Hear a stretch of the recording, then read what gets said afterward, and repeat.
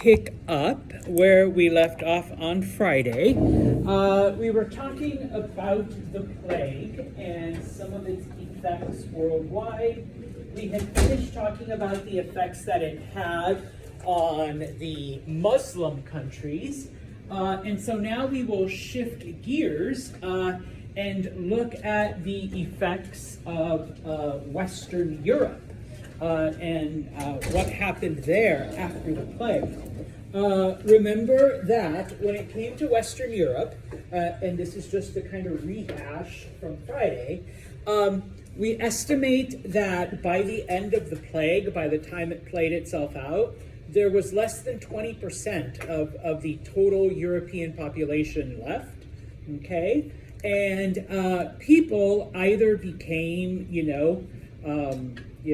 fuck it, we're all going to die, and so party and do whatever, or they became ultra religious. And in this case, obviously those people that survived, were kind of, okay, church, like what happened? All right, what are the answers from God on this? But of course, the church was not immune to the effects of the plague and the turmoil that was brought. And I just realized, remember, in Western Europe, when we say the church or Christianity, okay, what church are we talking about? What was the only game in town? Catholic. Okay, so the Catholic Church. Okay? Now, the church was in so much turmoil that there was a time when there were 3 popes. Okay, there was a pope in Rome. All right, there was a pope in Paris, and then there was another pope in a city called Avignon. And nobody could decide which one was the legitimate pope because each one had a different claim and a reason for, hey, I'm the pope, type of thing. And this was the effect of the plague on everything, okay? And so little by little, the average person, the peasants, the people that did pretty much most of the work were beginning to lose their faith because they felt that, we followed God, we followed the church, we did what the priest said, and 80% of us still died. So obviously, you're wrong, okay? There has to be something else out there. And so in order to stop, this faithlessness, okay, the church became a lot more strict. The church became a lot more harsh, okay? And so first off, we see a persecution of Jews and Muslims. A lot of people blamed them for the arrival of the plague because, and especially Muslims, because it came from the East, and who's over there in the East? All right, well, it's those Muslims, because, Chinese, Asian people really didn't make it all the way to Europe, but Muslim traders were the intermediaries. And by extension, there's always been historically anti-Semitism. Blame the Jews as well, okay? When it came to the witches, I think in answering Liz's question about the cats, that was kind of the reason why. Why are these, lonely cat ladies surviving this plague while the rest of us are dying? Why were they surviving?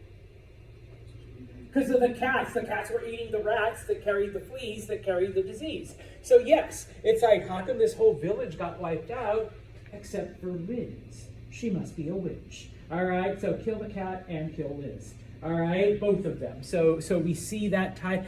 And when we say heretics, anyone who spoke out against the church, okay, so they were, either burned or hung or whatever.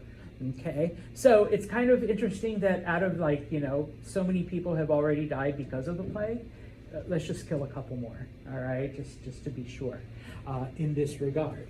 Now, as much as I love to beat up on the Catholic Church, all right, it wasn't all bad, okay, because in addition to, granted they were harsh towards Muslims, Jews, witches, all of that stuff, the people that did have faith and the people that were surviving, the church did its best to give them help, to give them food, to get them, back on their feet, the ones that were lucky enough to survive the plague.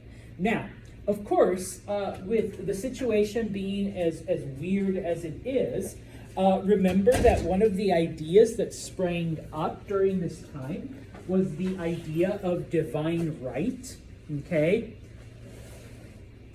Who chose our king to be king? God, okay? Well, in this case, king.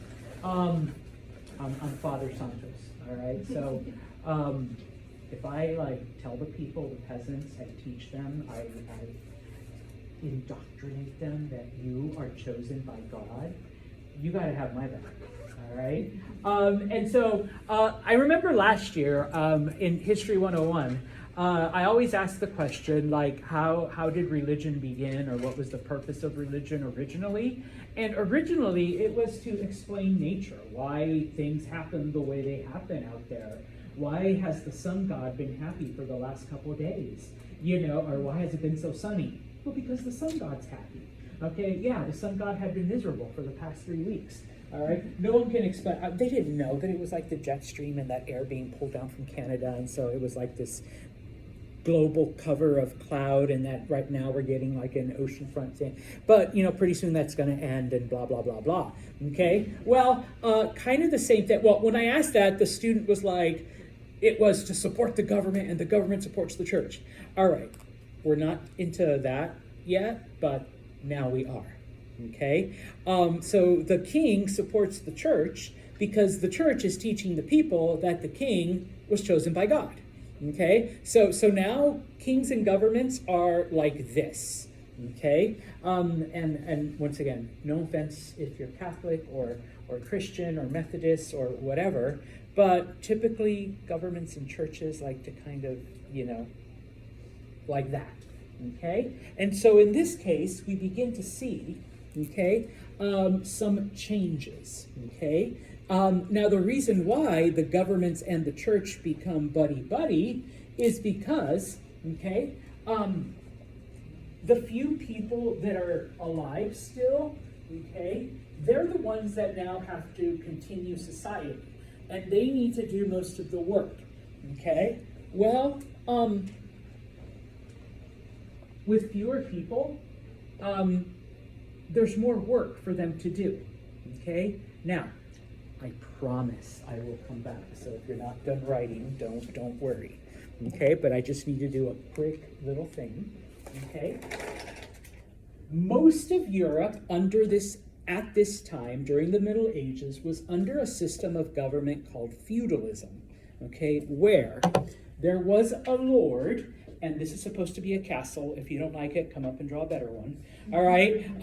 See, that's the gate, the moat, and there's the little pointy things. All right. So in the castle, there was either a count, a baron, a duke, whatever, who was the lord.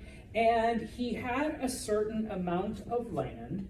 And within this land, there were peasants who were all of the people who weren't, part of his family. And they typically lived in a village. Sometimes there was some outlying settlements because, the person in charge of getting all the wood and chopping down the trees might live in the forest by himself. Or maybe the person who ground up, I'm going to draw like a little wheel and water going past it. The person who ground up the wheat and made it into flour would live by a mill, all right? So you have, the mill out there. But, the peasants lived in the village, and they had, their blacksmith, and they had, their basket maker and whatnot. And the Lord allowed them to live there. They had to work his land, because if you were one of these guys, you didn't work. All right. So it was the peasants that worked, and it depended. They either could have their own little plots of land, to feed themselves, or they got a portion of what the Lord, gave them. And that's how society was. Now, the Lord controlled everything that the peasants did. Okay, he, agreed to their marriages. He would give them permission to come and go. If they wanted to travel, they had to get permission from the Lord. So most people, never traveled beyond 10, 20 miles from where they were born. That's where they lived their whole life. Okay, now this Lord then typically had to pledge loyalty to a higher lord. Okay, I can't draw as much, all right? But he had a much bigger castle. I'm going to draw a big castle here with 2 moats, okay, 2 entrances, and stuff like that, okay? Now, this is feudalism, okay? The higher lord, he reports to the king then? If there isn't another lord ahead of him, yes. Okay, at some point, everyone reports to the king. Okay, but and someone once commented back when it was still on TV and popular, that sounds like Game of Thrones, Mr. Sanchez. I'm like, it is. That's the author did his research. He based it all on actual medieval, government structure. That's the way it was. You pledged loyalty to certain groups, and they expected, your soldiers, your army in return. Okay. Then the plague hits, okay? And so some castles are abandoned, some villages are abandoned, but the remnants, okay, where there still were people, those lords are expecting the remaining peasants to still do what they did before, okay? And so in this case, in France, in 1358, we see peasants rebelling, going, well, pardon my French, fuck no. All right, there's hardly any of us. You're trying to make us do all the work. And oh, by the way, there's a lot less of you. Okay, so we can get back at you now. Not only do they start killing the counts, the barons, the dukes, but remember, who's telling them that you're chosen by God? And I'm trying to tell the peasants, no, you can't attack, the Lord here, the king, the count, the baron. They're chosen by God. So guess who else they kill? Yeah, the church people, the priests. All right, so yeah, kill them too. All right. If there's anything I love about the French is they know how to do a rebellion. Okay, wait till we get to the French Revolution. All right, yeah, oh, I love the guillotine. I mean, don't think I'm gross, but those guillotines, damn. Those things are effective, all right? Same thing happens in England, the English peasants revolt, but the English are a little bit more practical, okay? The English noblemen, all right, are like, okay, you know what? Let's work things out. Let's talk this out and see what we can come up with, okay? And so in England, in the 1380s, we actually see the elimination of feudalism, okay? Peasants now have the freedom to marry whoever they want to. Before then, the local lord or the manor had to approve. They can move to better land, to, a kinder overlord, all right? They couldn't do that before. They can demand more than just a teeny plot of land for me to grow food for my family. I can demand a much larger plot, okay? If you were the blacksmith, you could demand better compensation. So the English were actually like, okay, we realize we're either going to lose our heads, and so will the priests, all right, or we can give in to the demands of the peasants. And so while feudalism still remained in continental Europe, feudalism ends in England in the 1380s. Okay, so that's huge. All right, and it was all because there aren't enough people around, for us to treat the peasants like we did before. Okay, there's a lot fewer nobles, but there's a lot fewer people. All right, we can't actually get them to do all of the work we want them to. Okay, so yeah, they have to give in. All right, and it's kind of interesting. I always point this out. In England, where they gradually gave people freedoms, more, and it takes 800 years. But, when they start giving gradual freedoms, Whereas in France, it was like a full-on rebellion, and the French were like just really oppressive. Who still has a monarchy? Who still has a king today? Yeah, England does. French has been gone for over 100 years. Okay, but of course, the English one, and I had a professor, and this is when Queen Elizabeth was alive. All right, so no offense. All right, but now it's King Charles. He basically said the Queen is just a walking, talking tourist attraction, and that's what King Charles is, because basically, what does he do? This is about it, all right? This is the extent, all right? They don't actually rule anything anymore. It started, can I do math? 700 years ago? 750? I don't know. Whoever can do arithmetic in their head. Yeah, they started losing their power, right here, when they started to give in to the peasants. Okay, type of thing. So, yeah, we went from the king, being in control of everything to good old Charles, and don't forget Camilla. All right, she's right there. That's it. That's all they do now. Okay? So we'll talk about the other steps. Obviously, like I said, it takes 700 years, but it happens. Okay? So, once these peasant revolts are either put down, or, as in England, once the peasants get their demand, okay, obviously, other than violence, the best way for the various rulers to keep the people in line is through the church, okay? And so, once again, as the king, okay, the king will tell all of the peasants, all of the people under his control that you got to be right with God. You've got to do everything that the church says, or else, guess what? You're going to go to hell, all right? The church leaders are right. And of course, the church leaders in return, you guys got to do everything the king says. God chose this king. You rebel against the king, you disobey the king, you're disobeying God. All right? And so they help each other out. They are like that. All right? Helping each other stay in power and controlling the people that way. Okay? Now, one example, and we're going to see them a lot through history. In fact, they don't get thrown from power until the end of World War I, 1918. Okay, so about 100 years ago, all right? And that is the Habsburg family, okay? Because remember, in addition to this whole divine right thing, we've also entered the era of dynasties where it's families that are ruling. So, because typically, how do you become king? Succession. Yeah, father to son, succession, okay? But what if I don't have any sons? I only have daughters. Sorry, Elisa. All right, well then maybe my brother then becomes the king, okay? Or maybe my cousin becomes the king. Sorry, ladies, I have to skip over y'all, okay? Or maybe, a nephew, because dad died. All right, sorry. So a nephew becomes the king, okay? But it's all still within the family, okay? It's still the family. All right. Well, the Habsburg family, they became the rulers of Austria.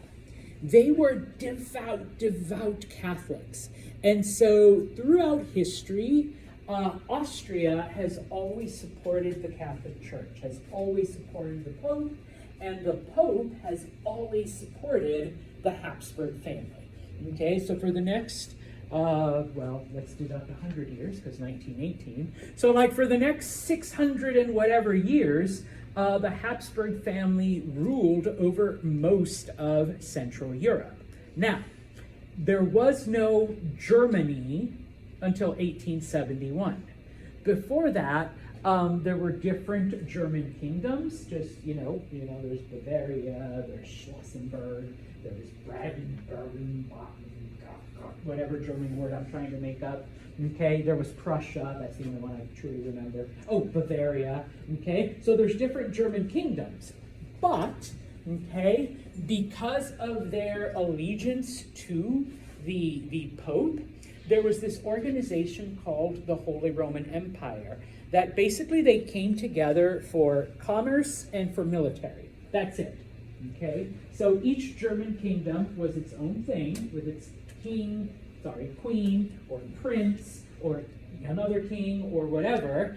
But when they came together, they had an elected monarchy. They would always vote for who was going to speak for all the Germans. Okay? And because they loved the Pope and kissed his, holy behind, it was always the Habsburgs that somehow won these elections and were, the spokespeople for the Holy Roman Empire. Okay? That's just one example. All right? And that happened throughout most of Europe when it came to the various royal families. Okay? Those of you who know Santos and love Santos, I'm going to give you maps. All right? Because I love maps. I'm obsessed with maps. Paris is laughing because she's like, I've had to deal with maps for a year now.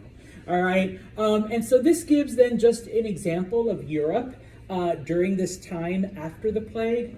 The line here, all right, are the limits of the Holy Roman Empire. So as you can see, Austria, Bohemia, Prussia, Switzerland, various, it doesn't have all of the kingdoms because you have like Bavaria and Badenburg and, a bunch of other ones, but they all came together. It was strictly an alliance for defense and commerce. That was it. Everything else, the individual German kingdoms did on their own.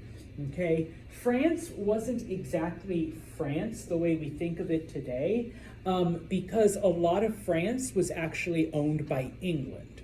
Okay, there was no Italy. Okay, actually there was no Italy until first 1869, then 1871, and we didn't get Italy until 1921. Okay, up until that time, there was separate Italian kingdoms. They did have republics, like, where people voted for, like, a leader, all right? But a lot of them were kingdoms. Some of them were individual cities that just governed themselves with no allegiance to anyone. And then you have this area known as the Papal States. The Catholic Church had its own, land. As a result of there being 3 different popes and people disagreeing, they're like, we're never going to let that happen again. We're going to make sure the Catholic Church always has, its own thing. So not only did they have, a spiritual domain, but they also had a physical one. Okay? So, all of this land was ruled directly by the Pope. Okay? Just another little bit of trivia.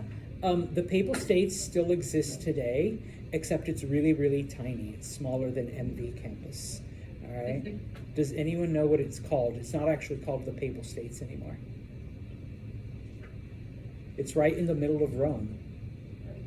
Yes, Vatican City. It's its own independent country. It's literally 2 blocks. That's it. All right? But that's the whole country. And guess who the ruler of the Vatican City is? The Pope.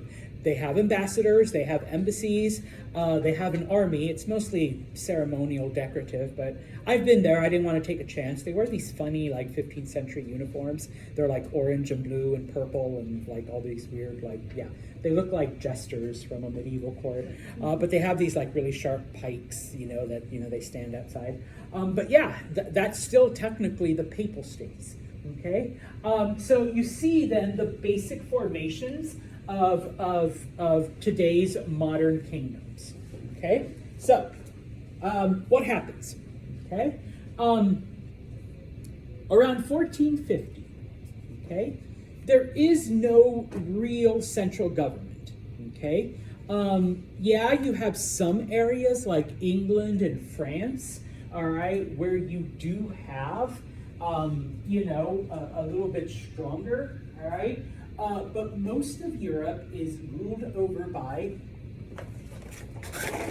a feudalist system. So outside of the local lord's castle, there's not a whole lot, all right, of structure. Now, of course, there are a few independent cities, all right? So to every rule, there is an exception, okay?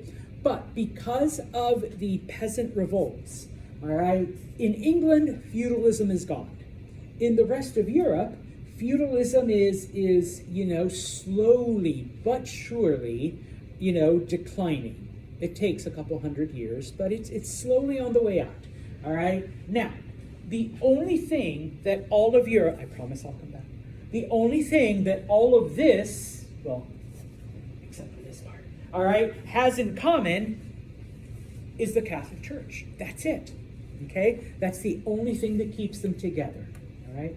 And even that is slowly beginning to fade away, because it is during this time, it is in the 1400s, where Latin is slowly being pushed out by whatever local language is starting to take hold.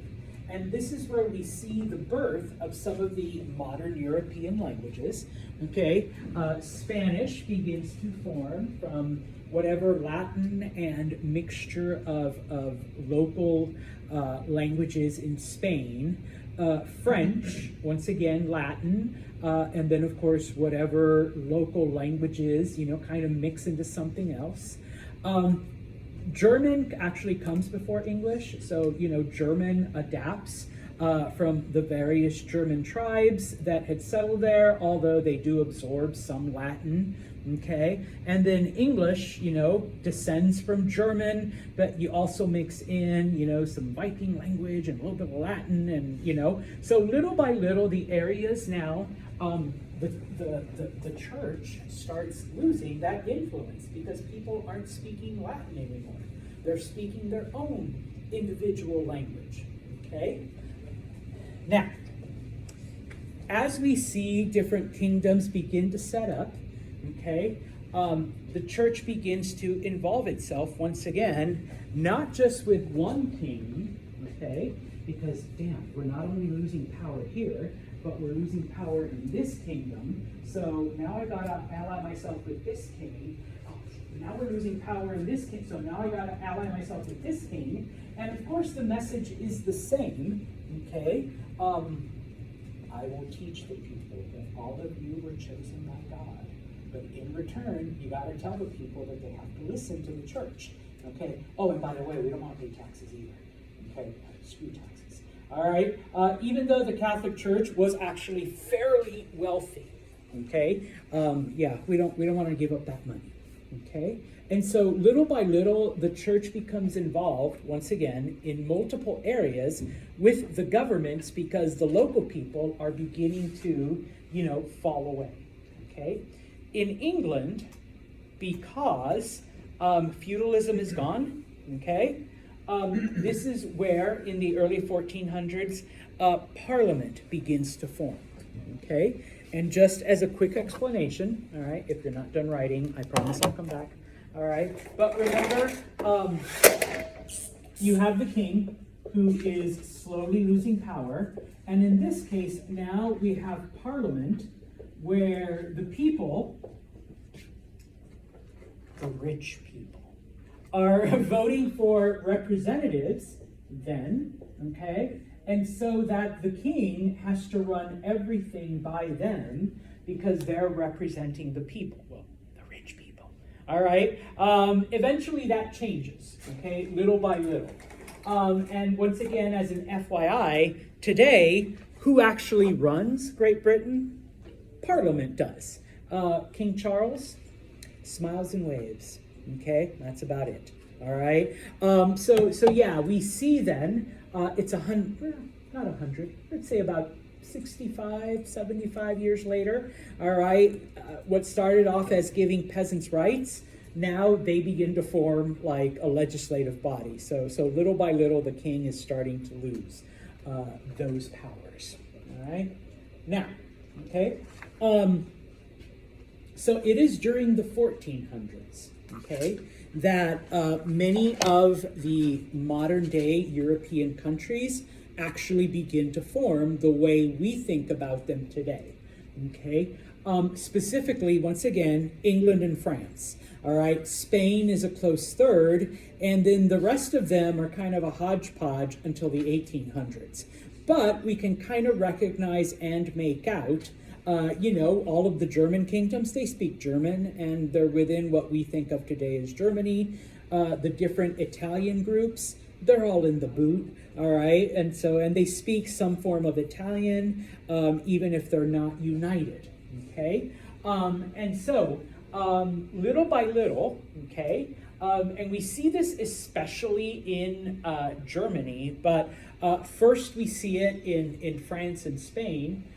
We begin to see, this consolidation of power, okay? Now, in many cases, it happens through marriage, okay? Because once again, I have a very, very handsome son, and the king here has a very beautiful daughter. So what are we going to do? We're going to marry them off, and now our kingdoms are united. We both speak German, let's say German. So now we're a bigger German kingdom, okay? Just as an FYI, and this is kind of my wait, let me go here. This is kind of my specialty, all right? There's a kingdom here called Castile. There's a kingdom here called Aragon, all right? Prince Ferdinand of Aragon ends up marrying Queen Isabella of Castile. Guess what country we get when they get married? Spain, okay? With their marriage, they combined Spain together, okay? Isabella was really in charge, all right, because her kingdom was bigger, okay? But we see that, okay? Now, of course, that's not to say that every marriage resulted in a new country. Sometimes, yes, we had wars in order to do this. An example of this is the 100 Years' War. We're not very creative with names sometimes. Guess how long it lasted? Good guess, Anissa, but, I'll give you a B for that.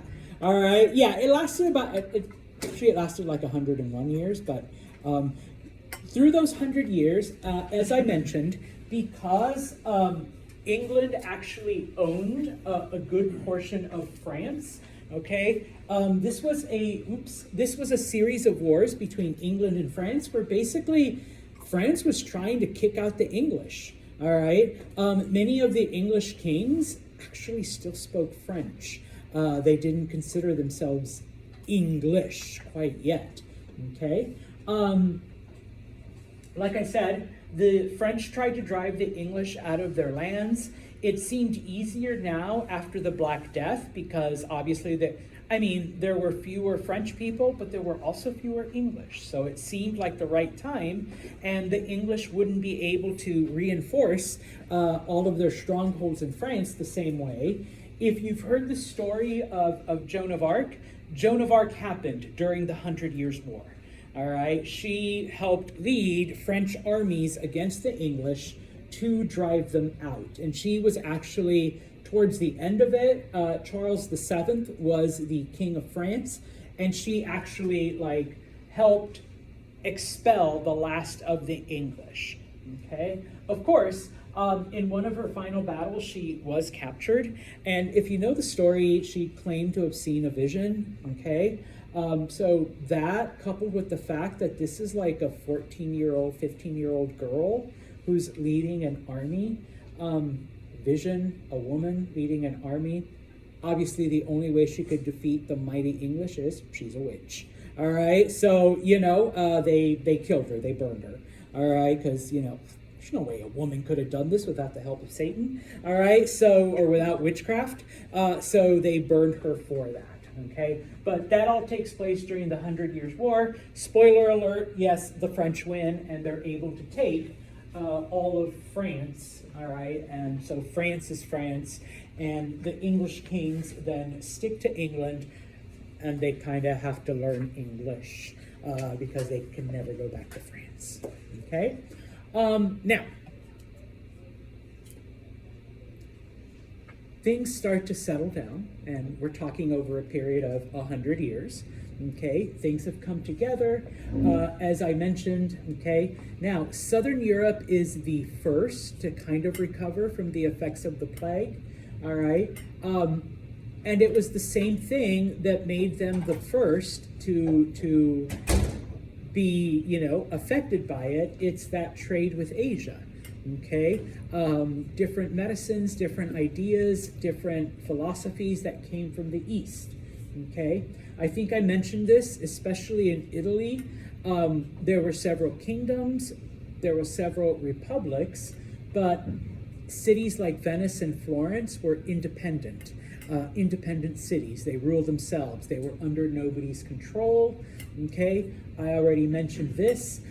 Spain and Portugal. Spain becomes Spain because Ferdinand and Isabella get married, and they bring their kingdoms together. Okay, Northern Europe takes a little bit longer. Okay, as I've already mentioned, Germany wasn't Germany until 1871. Okay, but the Habsburgs, had control over most things. And of course, despite the 100 Years' War, England and France will hate each other. Okay, up until, hell, the first time they actually worked together is World War I in 1914. Okay, but before then, throughout, starting in the 1300s, they're basically fighting each other over politics, over religion, over colonies, over domain, over whatever. They were constantly at war with each other. So stability in England and France takes a little bit longer than it did in places like Italy or Spain or Portugal, which is, and we will talk about this at the end of this chapter and kind of into the next chapter. Who were the first countries to actually, explore the rest of the world and find things? Well, an Italian, okay, was sailing, but for which country? For Spain. Okay, I'm talking about Columbus. All right, so yeah, those countries, they, wasn't sailing for England. They were still busy fighting France. All right, so, they actually were able then to do other things, okay, besides just war. All right, speaking of Spain, I told you I'd come to it, okay? When we talk about the Iberian Peninsula, and I think I have a map, yes. Iberian Peninsula is this part of Europe, okay? Just as a rehash, they were invaded by a group of Muslims known as the Moors in 711. And they actually conquer everything. They make it all the way to France, but then a French general named Charles Martel is able to turn them back. And so for the next 700 years, the Spanish are fighting them, trying to take back Spain, okay? The Portuguese, which some people confuse it, the Portuguese are a little bit different.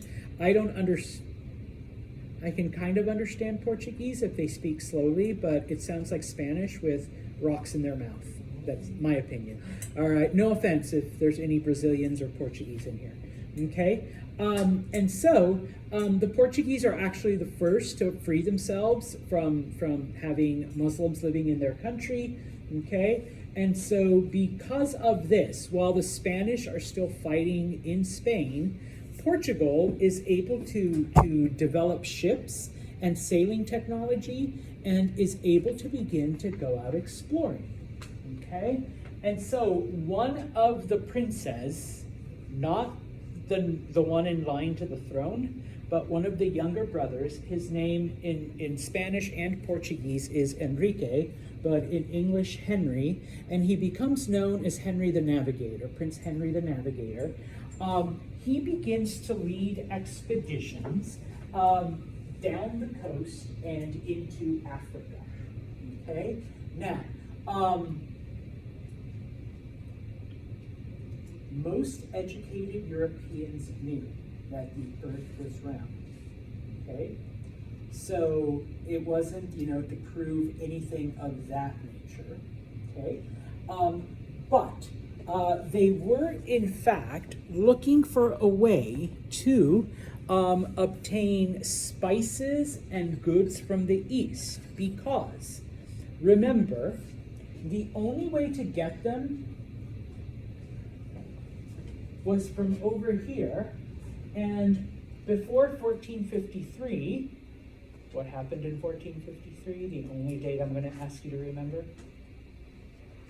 Fall of the Roman Empire. Okay, the fall of Constantinople, all right, goods would go through here and able to get through the rest of Europe, okay? Now this is Muslim, it is Turk, okay? The Turks basically controlled, they controlled everything, okay? When you control everything, what can you do with the prices? Yeah, okay. While John was just making a hand symbol, you guys answered. Okay, yes, you can jack them up. And so the Portuguese were the first to try to say, you know what? We don't want to pay those high prices. We want to make our own high prices and have us, make the money. So they were trying to sail around Africa. And so because you can't do it all in one swoop, they went down the coast, they established trading outposts. One thing they discover in Africa is sugar, okay, which was one of the things that Europeans wanted. Remember, no offense, Euro-Americans, the European diet in the Middle Ages was very bland, was very disgusting. Think plain oatmeal or cream of wheat, all right? It was just gross. But you add a shit ton of sugar to any of those. Oh, and a little bit of butter, maybe some cinnamon. But you're only going to get cinnamon and sugar from the east, so they discover sugar in Africa and they start cultivating it themselves. All right, so kind of digging into the profits, but not quite yet. Okay, and so as the different kingdoms are together, as the different kingdoms begin to develop, we see then different families begin to merge and other kingdoms begin to form. All right, I already mentioned this a few times. Ferdinand of Aragon marries Isabella of Castile, and that's how we get the modern country of Spain. Spain wasn't a country until 1469. Okay, now there were other Spanish kingdoms, but because Aragon and Castile were the two biggest and the most powerful, they were able to absorb the other ones. Okay, and of course, what begins to happen is, once again, the different royal houses, Royal House of Spain, Royal House of Austria, okay, they begin to marry their children to each other. Eventually, and I think I had it on a few slides back, the Habsburgs actually come to rule over Spain. They're known as the Spanish Habsburgs, okay, because they're different. The Spanish Habsburgs are different from the Austrian Habsburgs, okay, who rule over Austria. All right, so now we begin to get, these royal families establishing their dominance over different areas. Is it the same family line? Yeah, Okay. just, from different cousins. Okay. So, the thing about and if you want to Google it, the Habsburgs typically married each other's cousins, all right? So, you could be married to your first cousin if you were like one of the royals, because obviously they wanted to keep all power within the family. Don't worry, it wasn't as weird as Egyptians marrying brother and sister, all right? But in this case, what begins to happen when you get too much inbreeding? Genetic because. Yeah, and so especially like towards the end of the 1800s, the Habsburgs actually developed, if you Google it, the Habsburg jaw, like deformities in the face. They also developed like blood diseases like hemophilia and stuff like that because they kept, cousins just married cousins and cousins married cousins and, okay, so it's my Spanish cousin, but, you're still related type of thing. And so they kept doing, but they managed to control Europe for, a couple hundred years, all right, because of that, all right? I am going to stop right here because we will talk about what Spain does then once it becomes a country, all right? And that leads us into the exploration of the